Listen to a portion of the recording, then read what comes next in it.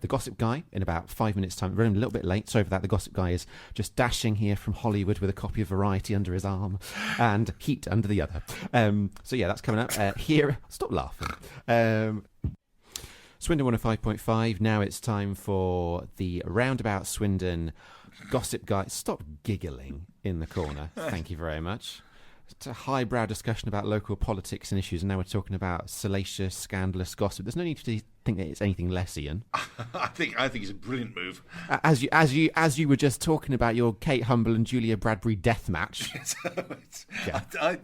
I don't know why that hasn't been brought to the forefront before. I don't know either. It's an obvious. I don't know either. It's just one of those things, isn't it? But anyway, gossip time. The Gossip Guy is in the house.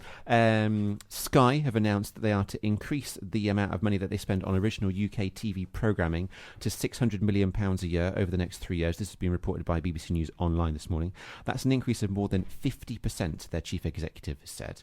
Do you have Sky, Ian? Yeah, I have Sky, and the only problem I have with that is the fact that original programming from where? Are they talking about original programming that they are going to make, and more absolutely banal rubbish, or are they going to actually start producing some dramas themselves? Well, the chief executive, who's called Jeremy Darroch, has revealed that the broadcaster is expected to spend £380 million on original UK production this year. The figure does not include sports rights or overseas acquisitions, so it is just their own homegrown, British-made commission programming. Yes, but you've seen an awful lot of what is being made at the moment are so-called reality, where you follow the police, you follow the fire brigade, you might follow the ambulance grouping. And, okay, yes, there is a market for this, but is it of the value of a darn good drama which could be produced in this country? And I think that's something which Sky are seriously, seriously missing. Everything that this report says, it doesn't include that. So I would assume, if anyone's from Sky is listening, or anyone wants to tip us off who works for Sky, you don't have to tell us who you are. But this is it going to include all the indications from this report is that it's going to be proper actual production shows. So it's not going to be a show that is what you said, a reality-based show. Yes. It'll involve a script and actors and everything. Yes, but when they say that, is it going to be another competition panel game show? Oh, okay, like an easy show to make. That's right. Yeah. A very, very easy show to make. Very, very simple. Pretty banal, to be perfectly honest. Yeah. Now, I'm not saying that there isn't a market for that. There isn't a place for it. Of course, there is, because on television stations you do look for variety. But in saying that, are we going to have the Morse? Are we going to have the the Sherlock Holmes? We're going to have the Doctor Who standard of production quality, which is taking place in British television at the moment, and it's being sold all over the world, or is this going to be another police chase? It'll be interesting to see what happens, but yeah, so that's a big announcement from Sky, because they have courted quite a lot of criticism over the past few years, especially as they launch new channels, that the amount of their own programming hasn't really gone up that much. No, it hasn't. But that's interesting enough, there were more homegrown homegrown production when it was BSB, British Satellite Broadcasting, than there is now. Interesting. We're going to have more gossip, including details about Doctor Who. I'm sure a few people's ears have just gone straight up as soon as I said that. Straight after Smokey Robinson. There we go. More gossip now coming up. Doctor Who news now. I know there's an awful lot of people that are interested in this. I'm not that bothered, really. I haven't watched it for about 6 weeks. Who? Amy Pond's baby, who's turned out to be... Shut up! Right! Shut up! What? I haven't watched it. Did you not listen to me? Right. Oh, I can't tell you whose it is. Just don't say anything else about it. Let me just say this, and then we'll go on to something fluffy and boring. Right, okay. Matt Smith has signed up for the next series of Doctor Who. Mm-hmm. That's all I had to say about it.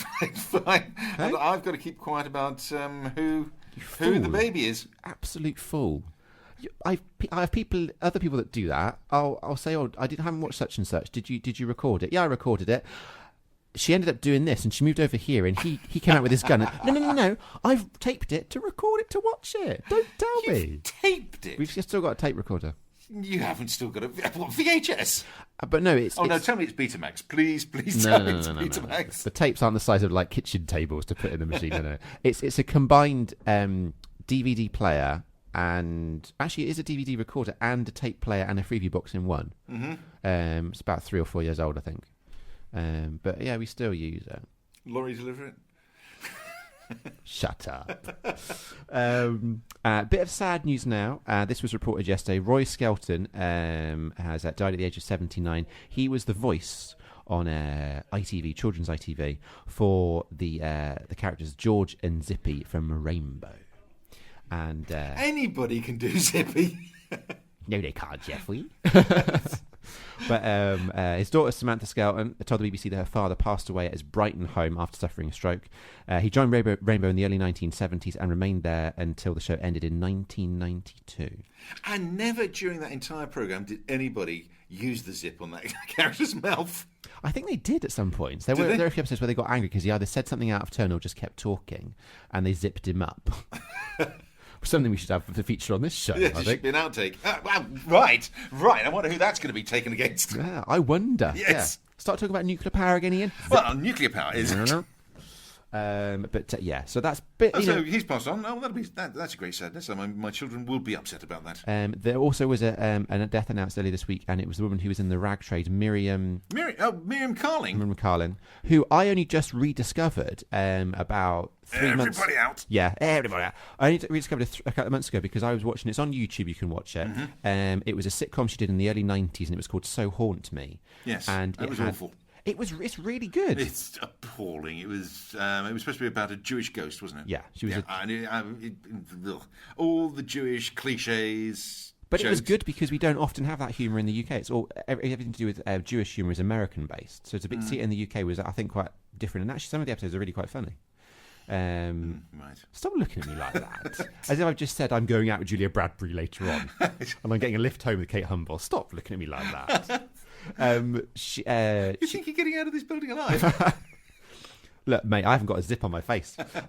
She passed away, but in that show though, I just thought Tessa Peake Jones in it, who played Raquel in Only Fools and Horses. She played the mum in that, and I thought it was a good show. It ran for I think 2 series on BBC One. Yeah, whole 2. That's how good it was. It ran for 2 series. Shut up. Lead Balloon. That's the one to watch. Lead Balloon.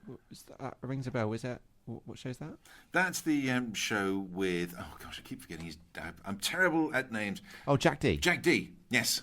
Absolutely excellent show. It's him as a failed comedy performer, which isn't far off truth, is it? And the one that you were recommending that's online to watch, Monkey Dust. Absolutely Monkey Dust. Have you seen it? It's really funny, yeah. It is absolutely hilarious. So it's a BBC Three cartoon, one of the first shows that they ever commissioned when BBC Three first started a couple of years ago, and it's almost like dark. It's like a League of Gentlemen cartoon, I would say, right, in the vein as that. Very dark, almost like Psycho-Villish. That's right. Yeah, which has just finished actually. Get on the iPlayer and watch that. But more celebrity news, more entertainment news. BBC have announced that the Wimbledon finals are to be broadcast in 3D on their 3D HD service.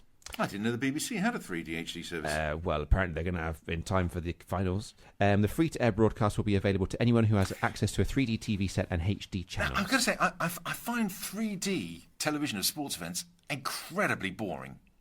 Oh, yeah? Yeah, I've watched... Oh, yeah, I love my sport. I really do. Well, apart from football. Can't stand it.